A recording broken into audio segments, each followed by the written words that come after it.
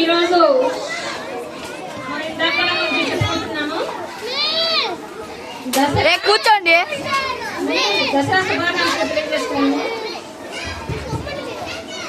అయితే అందరూ జరుపుకునేటువంటి పండుగ అయినటువంటి గాంధీ జయంతిని కూడా మనం ముందుగా జరుపుకుంటున్నాము. గాంధీ జయంతి సందర్భంగా గాంధీ గురించి కొన్ని విషయాలు మనం తెలుసుకుందాం. గాంధీ 1869 అక్టోబర్ 2వ తేదీన గుజరాత్ రాష్ట్రంలోని పోర్బందర్ గ్రామంలో తండ్రి కరమ్చంద్ గాంధీ, తల్లి పుత్రీబాయి జన్మించినటువంటి చివరి సంతానం. మహాత్మా గాంధీకి ఇద్దరు అన్నయ్యలు, అక్క ఉన్నారు. అయితే మహాత్మా గాంధీ, ఇక్కడ గాంధీ అనేది వంశము పేరు. గాంధీ గారు బాల్యము మనం తీసుకున్నట్లయితే ప్రాథమిక విద్య రాజ్కోట్ లో అభ్యసించారు. అదేవిధంగా ఉన్నత విద్యను భావనగర్ లో, బారిస్టరు లండన్ లో చేసినారు. బాల్యంలో ఉండగా హరిశ్చంద్ర నాటకము ద్వారా సత్యము కొరకు సర్వము వదులుకోవాలని నిర్ణయించుకున్నాడు మహాత్మా గాంధీ. మనకి సత్య హరిశ్చంద్ర నాటకంలో మనకు కొన్ని విషయాలు తెలుసు.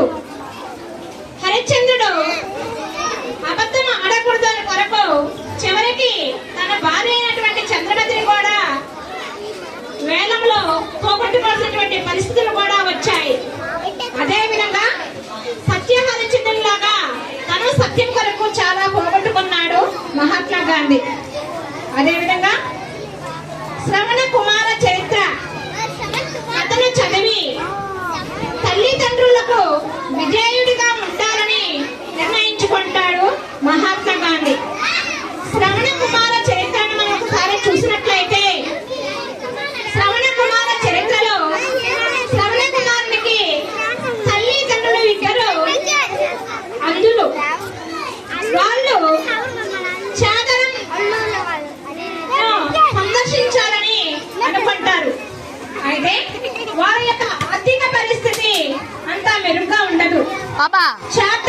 చేయాలనుకున్నప్పుడు వాళ్ళ శ్రవణ కుమారు మిత్రులని అడుగుతాడు. ఇట్లా మా తల్లిదండ్రులు చార్ధం యాత్ర చేయాలనుకుంటున్నారు, నాకు వెళ్ళడానికి కనీసము కొంత సొమ్ము కూడా లేదు, ఎవరైనా సహాయం కోరడానికి తన మిత్రుల్ని ఆహ్వానిస్తాడు. అయితే ఆ మిత్రులు కొంతమంది మాకు లేదు అని చెప్తారు, మరికొంతమంది ఉన్నంతలోనే కాళ్ళు ముడుచుకోవాలని కూడా సలహా ఇస్తారు. కానీ మిత్రుని అడిగి చూశాడు, తనకి ఎలాంటి సహాయము అందలేదు. చివరికి దైవము దగ్గరికి వెళ్ళి ప్రార్థించుకుంటారు. తండ్రి, నా తల్లిదండ్రులు చార్ధం యాత్ర చేయాలని నిశ్చయించుకున్నారు, నాకు తగినంత స్తోమత లేదు, అయినా నా తల్లిదండ్రుల కోరికను నేను తీర్చాలి అని అనుకుని దైవ యొక్క సంకల్పంతో ఒక కావిడిని తయారు చేసుకొని ఆ కావిడిలో తన తల్లిదండ్రులు ఇద్దరిని కూర్చొని పెట్టుకొని భుజాల మీద చార్ధం యాత్రకు బయలుదేరుతారు శ్రావణ కుమార్. చివరికి చార్ధం యాత్రను ప్రవేశించిన తర్వాత ఆ శివయ్యని దర్శించుకొని తన తల్లిదండ్రుల యొక్క కోరికను తీర్చినందుకు, నా తల్లిదండ్రుల్ని చార్ధం తీసుకొని వచ్చాను, నా తల్లిదండ్రులు నాలో ఏమైనా చేసినటువంటి లోపాలు ఉంటే క్షమించమని ఆ శివయ్యను కోరుకుంటారు. అదేవిధంగా తన తల్లిదండ్రులకు, నా బిడ్డ మమ్మల్ని ఈ స్థితిలో ఉన్నప్పుడు కూడా మమ్మల్ని తీసుకొని వచ్చారు, నా బిడ్డకు దీర్ఘాయుష్ను ఇవ్వాలని శ్రవణ కుమార్ యొక్క తల్లిదండ్రులు కోరుకుంటారు. అయితే శ్రవణ కుమార్ చార్ధం యాత్ర చేసుకొని తిరిగి వచ్చినటువంటి సందర్భంలో తన తల్లిదండ్రులకు దాహం కారణంగా ఒక అడవిలో ఒక చెట్టు దగ్గర బస వేస్తారు. శ్రవణ కుమారు పక్కన ఉన్నటువంటి నది దగ్గరకు వెళ్ళి నీళ్లు తీసుకున్నటువంటి సమయంలో అక్కడ తల్లిదండ్రులు చెట్టు దగ్గర కూర్చుంటారు. అప్పుడు ఒక రాజుగారు ఏదో లేడి పిల్ల ఉన్నట్టుంది వీళ్ళ దగ్గర అని చెప్పి ఆ అలజడికి ఒక బాణము సంధిస్తాడు. అప్పుడు ఆ బాణము తగిలి శ్రవణ కుమారుడు అక్కడ మరణిస్తాడు. అప్పుడు జనక మహారాజు, ఆ రాజు పేరు జనక మహారాజు, అప్పుడు వచ్చి నా తల్లిదండ్రులు దాహంతో పలానా దగ్గర ఉన్నారు, వాళ్ళని ఆ నీళ్లు అందించి వాళ్ళని పుణ్యాత్మలు చెయ్యని అడుగుతాడు.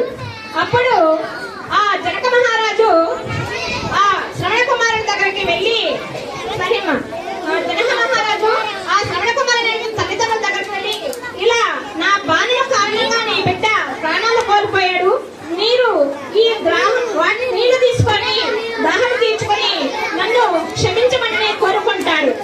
అప్పుడు నువ్వు ఒక రాజువు కాదు, నువ్వు దొంగవి అని చెప్పి వాళ్ళు నువ్వు కూడా ఇదే విధంగా బిడ్డలకు దూరం అయ్యి శపిస్తావు అని చెప్పి అంటే అందులోనటువంటి తల్లిదండ్రులు శపిస్తారు. ఆ విధంగా శ్రవణ కుమార కథ మనము తెలుసుకుంటాం. గాంధీ గారు కూడా శ్రవణ కుమారుని కథ తెలుసుకొని శ్రవణ కుమారుల వలె తల్లిదండ్రులకు విధేయంగా ఉన్నాడు. అయితే 13 సంవత్సరాల కాలంలో మహాత్మా గాంధీ కస్తూర్బా అనే యువతిని వివాహం ఆడుకొని వివాహం చేసుకున్నారు. తర్వాత వీళ్ళకి ఒక 4 సంతానం కూడా కలుగుతారు. అయితే ఉన్నత విద్య కోసము లండన్ తిరిగి వచ్చిన తర్వాత ముంబైలోని న్యాయవాద వృత్తిని చేపడతాడు మహాత్మా గాంధీ. ఒకసారి విదేశానికి ప్రయాణం చేస్తున్నప్పుడు ఒక రైల్లో ప్రయాణిస్తున్నప్పుడు 1వ తరగతికి టికెట్ కొని ప్రయాణిస్తున్నప్పుడు ఆ ఆంగ్లేయులు మహాత్మా గాంధీని అవమానించాలని రైలు నుంచి దింపి కిందకి దోసివేస్తారు.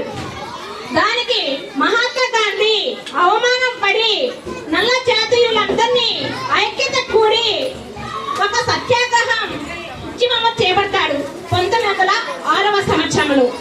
అయితే ఈ ఉద్యమానికి గోపాలకృష్ణ గోఖలే, బాలగంగాధర్ తిలక్, అనిబెసెంట్ మొదలైనటువంటి నాయకుల యొక్క సహకారంతో నేషనల్ ఇండియన్ కాంగ్రెస్ అకాడమీ స్థాపించి అనేక ఉద్యమాలు చేపట్టారు. ఈ ఉద్యమాల కారణంగా మహాత్మా గాంధీ అనేక సార్లు జైలు శిక్ష అనుభవించాల్సినటువంటి పరిస్థితి కూడా కలిగింది. అయితే 1921వ సంవత్సరంలో సహాయ నిరాకరణ ఉద్యమం అనేది జరిగింది. అంతేకాకుండా విదేశీ వస్త్ర బహిష్కరణ అనేది కూడా జరిగింది. విదేశీ వస్త్ర బహిష్కరణ అంటే విదేశాలు తయారు చేసినటువంటి వస్త్రాలను మనము వేసుకోకూడదు, మన ఇండియాలో తయారైనటువంటి కత్తరు వస్త్రాలని మనం ధరించాలి అనే నినాదంతో విదేశీ వస్త్ర బహిష్కరణ అనేది తరిమివేశారు. అదేవిధంగా 1930వ సంవత్సరంలో ఉప్పు సత్యాగ్రహం అనేది కూడా జరిగింది. అంటే మన దేశంలో పండించేటువంటి ఉప్పునికి మనము వాడుకోవడానికి విదేశీయుల యొక్క అనుమతి, పన్ను చెల్లించాల్సినటువంటి బాధ్యత కూడా ఉండేది ఆ రోజులు. దీనికి వ్యతిరేకంగా మహాత్మా గాంధీ దండి దగ్గర ఉప్పు సత్యాగ్రహం ప్రారంభించాడు. 1942లో క్విట్ ఇండియా మూవ్మెంట్ అనేది జరిగింది. అంటే ఆంగ్లేయులు వెంటనే భారతదేశాన్ని వదిలి వెళ్ళిపోవాలని నిర్ణయించుకున్నాడు. అయితే ఈ స్వతంత్ర ఉద్యమ పోరాటంలో అనేక మంది నాయకులు పాల్గొన్నారు. అయితే ఒక్కొక్కరు ఒక్కొక్క విధానంలో వాళ్ళు ఉద్యమాలు స్టార్ట్ చేస్తున్నారు. కానీ అందరికంటే అహింస, సత్యం మార్గాల ద్వారా హింసను ప్రేరేపించకుండా మంచిగా ఉద్యమం చేసి 1947 ఆగస్టు 15వ తేదీన మనకి స్వతంత్రం తీసుకొని వచ్చేటువంటి నాయకుల్లో మహాత్మా గాంధీ చెప్పుకోదగినటువంటి వ్యక్తిగా మనం భావిస్తున్నాం. అయితే 1948 జనవరి 30వ తేదీన మహాత్మా గాంధీ బిర్లా నివాసంలో ప్రార్థనా సమావేశానికి వెళుతుండగా నాథురామ్ గోడ్సే అనే వ్యక్తి సాయంత్రం 5 గంటల 15